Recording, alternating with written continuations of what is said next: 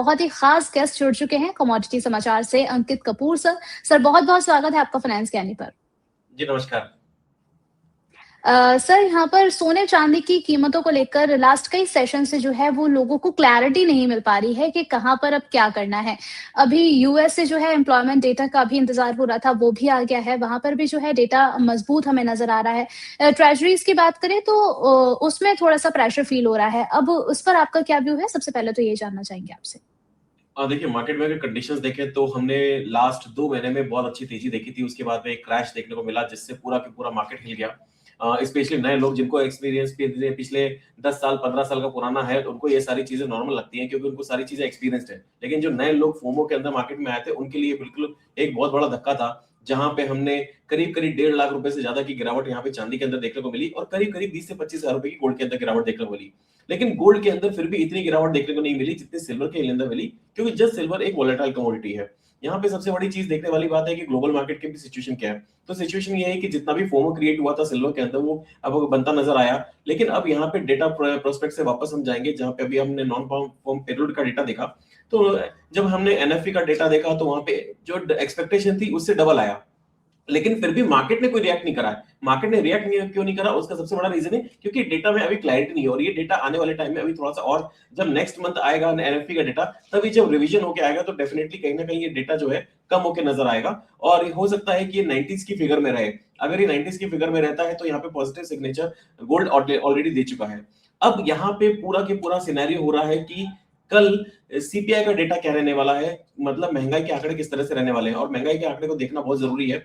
अगर यूएस में महंगाई बढ़ के आती है तो मान के चलिएगा कि मार्केट के अंदर कहीं ना कहीं थोड़ा सा दबाव वापस से गोल्ड के अंदर देखने को मिलेगा, क्योंकि इंटरेस्ट रेट की जो कंडीशंस है वो थोड़ी सी डामाडोल होती नजर आएंगी। लेकिन जैसा कि अभी थोड़े दिन पहले फेड चेयरमैन फेड की तरफ से बोला गया था, स्टेटमेंट आया था कि अभी जो इन्फ्लेशन है वो थोड़ा सा कम होता हुआ नजर आएगा। इन्फ्लेशन अगर कम होता है तो डेफिनेटली वहां पे प्राइसेस जो है आपको वो है, इन्फ्लेशन अगर कम होता है तो इन्फ्लेशन कम होगा तो इंटरेस्ट रेट डेफिनेटली कट होता हुआ नजर आएगा। अगर इंटरेस्ट रेट को वो कट करते हैं तो गोल्ड प्राइसेस के अंदर वापस से हमें शार्प अपसाइड देखने को मिलेगा।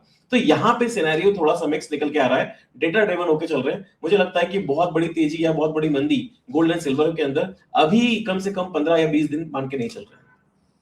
ओके। यहाँ पर फेड की आपने बात करी है, मार्च से नए फेड चेयरमैन भी अपना कार्यकाल शुरू कर देंगे। वॉश केविन जो है वो अब नए फेड में आने वाले हैं। अब आपका सर क्या एक्सपेक्टेशन है आगे उनके जो इंटरेस्ट रेट को लेकर जो कुछ भी डिसीजन होंगे, वो किस तरीके से इम्पैक्ट क्रिएट करते हुए नजर आएंगे हमें कमोडिटी पर? देखिए उनका जो पास्ट कार्यकाल रहा है उसके हिसाब से डोनाल्ड ट्रम्प ने किस तरह से उनको हायर करा है वो तो हम लोग बिल्कुल नहीं बोल पाएंगे, क्योंकि वो इन्फ्लेशन के बिल्कुल कहीं ना कहीं इन्फ्लेशन को कंट्रोल में करते हैं, लेकिन उसके कारण वो कहीं ना कहीं इंटरेस्ट रेट को बढ़ा हुआ महसूस करते हैं। उनकी एक्सपेक्टेशन हमेशा ये रहती है कि इंटरेस्ट रेट बढ़ा हुआ रहना चाहिए। अगर मार्केट को ये चीज समझ में आती है, वो वापस से अपनी कंडीशन जो पुरानी वाली कंडीशन है उसी सोच के आगे जाते हैं, तो कहीं ना कहीं क्लैश यहाँ पे डोनाल्ड ट्रम्प के बीच में और उनके बीच में वापस हमको देखने को मिलेगा। तो जो नए फेड चेयरमैन है वो डेफिनेटली नहीं चाहेंगे कि बहुत ज्यादा इंटरेस्ट रेट के अंदर कट हो, लेकिन जो डोनाल्ड ट्रंप है उनका प्रेशर है वापस के 0.25%, 0.50% तक इंटरेस्ट रेट आना चाहिए। तो यहाँ पे हमको ग्लोबल मार्केट के अंदर क्लैश देखने को मिलेगा। जबकि फेड के जो नए चेयरमैन है वो एक चीज को देखना जरूर पसंद करेंगे कि मार्केट की अभी कंडीशंस क्या है, ग्लोबल मार्केट की अभी कंडीशंस क्या है और यूएस की कंडीशंस क्या है। $38 ट्रिलियन का डेट लेके आ रहे हैं, उसके बाद में वहां पे अगर इंटरेस्ट रेट कट करते हैं ट्रेजरी से लगातार आप देख रहे हैं, चाइना हो गया, जापान हो गया, जर्मनी हो गया, सब लोग अपना अपना पैसा निकालने की कोशिश कर रहे हैं। तो डी डॉलराइजेशन किस तरह से बढ़ रहा है उसको देखना बहुत जरूरी होगा। उसके साथ साथ मार्केट की जो यूएस की हालत है उसको देखना बहुत जरूरी है। अभी तक जो डेटा ड्रिवन है उसके हिसाब से यूएस में कहीं भी पैनिक मूड नजर नहीं आ रहा है। अगर हम जो कोई भी नॉन फार्म पेरोल का डेटा देखें या सीपीआई का डेटा देखें, इतने सारे टैरिफ वॉर हुए, इतनी सारी कंडीशंस हुई, अब डील भी हुई, तो मार्केट को कोई फर्क पड़ता हुआ नजर नहीं आ रहा है, वहां के कंज्यूमर्स को कोई फर्क पड़ता हुआ नजर नहीं आ रहा है। इन्फ्लेशन डेफिनेटली जो कोरोना काल का था उस लेवल से पीक पे डेफिनेटली अभी तक 2% पे नहीं आ पाया है, 3% के ऊपर ही एलिवेट कर रहा है, लेकिन अभी वो तक वो नीचे नहीं आ पाया। तो यहाँ पे समझना होगा, मुझे लगता है कि ट्रेडर्स हो या फिर जितने भी एनालिस्ट हैं सभी को 2 से 3 महीने वेट एंड वॉच की स्थिति में रहना पड़ेगा कि मार्केट की कंडीशंस क्या होती हैं और आगे किस तरह से डेटा को ड्रिवन करते हुए मार्केट को ले जाया जाता है। ओके। सर सिल्वर के आगे के टारगेट्स के बारे में थोड़ा हम आपसे जानना चाहेंगे। अभी अगर हम M6 पर सिल्वर को देखते हैं तो 260 पर चलता हुआ हमें नज़र आ रहा है। अर्ली ट्रेड में देखा था तो इससे ज़्यादा की हमें जो है गिरावट देखने को मिल रही थी। अब हल्का सा रिकवर होता हुआ नज़र आया है। अब आगे के लिए आपको सिल्वर कैसा लग रहा है सर? सिल्वर कंसोलिडेशन फेज में चला गया है। लास्ट टाइम से बहुत हमने मूवमेंट देखा है मार्केट के अंदर, लगातार हमने ऊपर तेजी मंदी 2 महीने में नवंबर से के बाद अगर देखा जाए तो हमने करीब-करीब 1.5 लाख 1,70,000 से 4,20,000 तक की तेजी देखी थी। वहां पे वहां फोमो क्रिएट हुआ। अब जो लोग फंस चुके हैं 3,50,000, 3,80,000, 3,20,000 के आसपास, उनको इतनी जल्दी निकलने का मौका नहीं मिलेगा। ये दोनों तरफ ट्रेड करता हुआ नजर आएगा, और अगर वो लोग ज्यादा टाइम तक उसके अंदर बने रहे तो रोल ओवर कराते कराते उनका नुकसान बढ़ता जाएगा।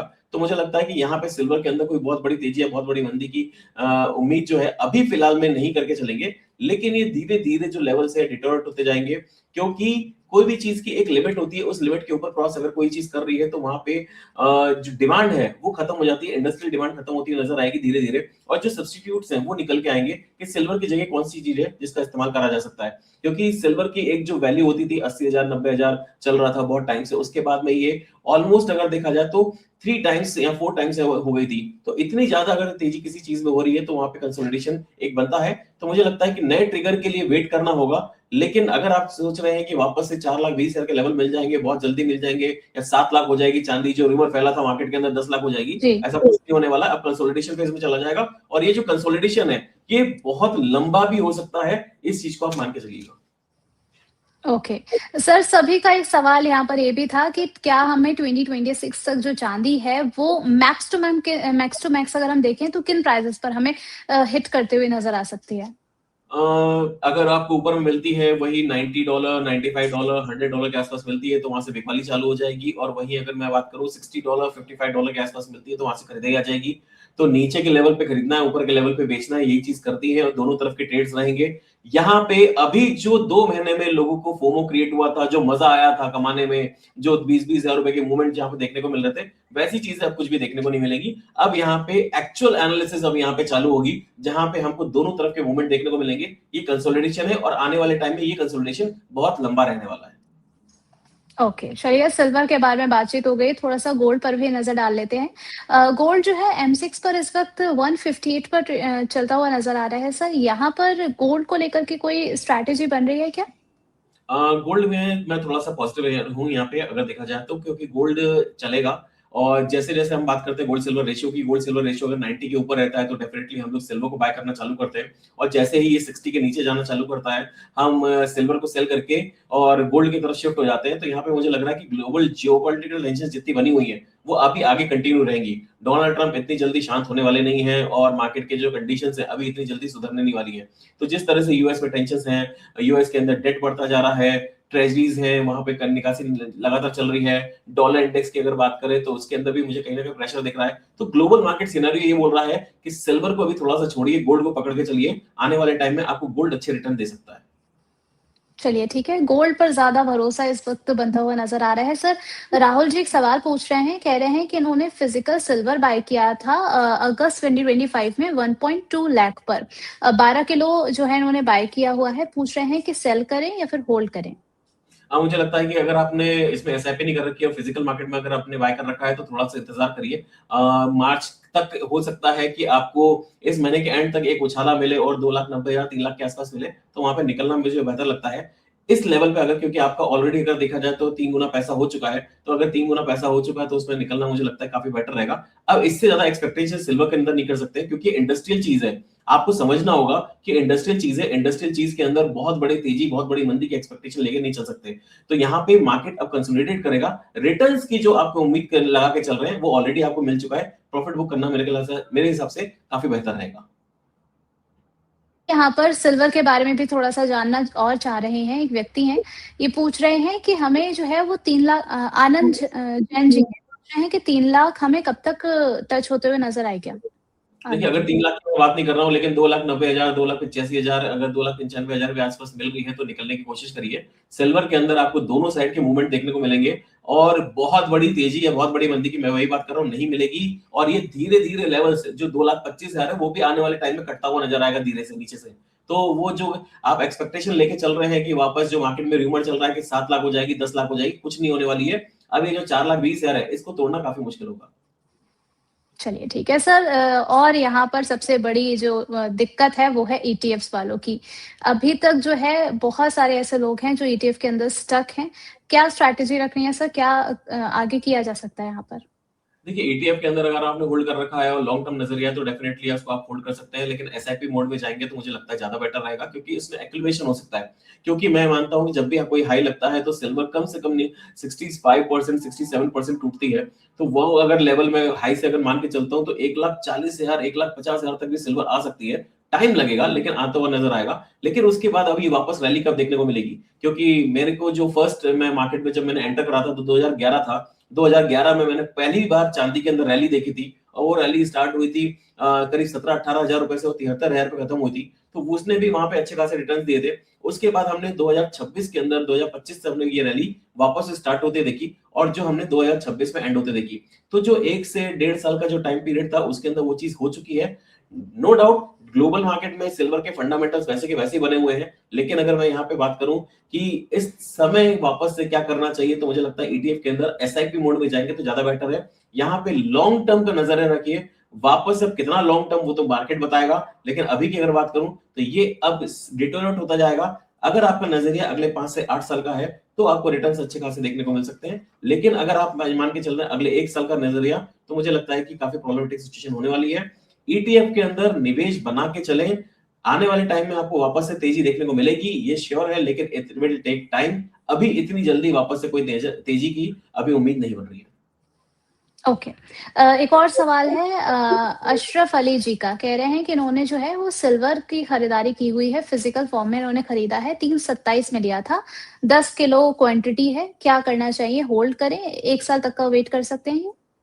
1 साल तक का वेट कर लीजिए। हो सकता है कि एक बार आपके लेवल्स पे आने वहां पे आ जाए, और अपने लेवल्स पे अगर आता है तो डेफिनेटली उसको निकालना चाहिए।